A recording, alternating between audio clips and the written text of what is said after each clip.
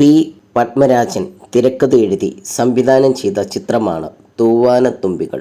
മലയാളത്തിലെ പ്രണയ ചിത്രങ്ങളിൽ ഏറെ ആരാധകരുള്ള ഈ സിനിമ 1987 പുറത്തിറങ്ങിയത്.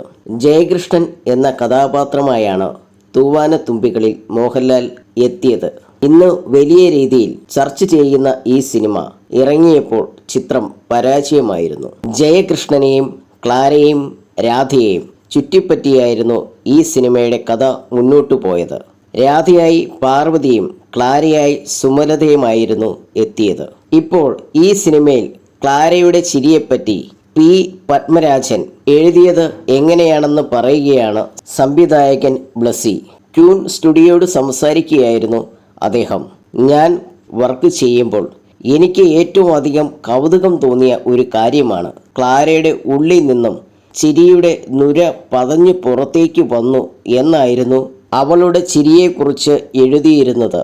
ഒരാളുടെ ചിരിയെക്കുറിച്ച് എഴുതി വെച്ചതാണ്. അതെ, ഒരാൾ അർത്ഥം മനസ്സിലാക്കി സ്ക്രിപ്റ്റ് വായിക്കുന്ന സമയത്ത് അയാളുടെ ഉള്ളിൽ നിന്നും ആ ചിരി പുറത്തേക്ക് നുരഞ്ഞു പൊങ്ങും. സ്ക്രിപ്റ്റിനെ കൊതിക്കുമ്പോൾ നമ്മൾ പഠിക്കുന്ന കാര്യങ്ങളാണ്.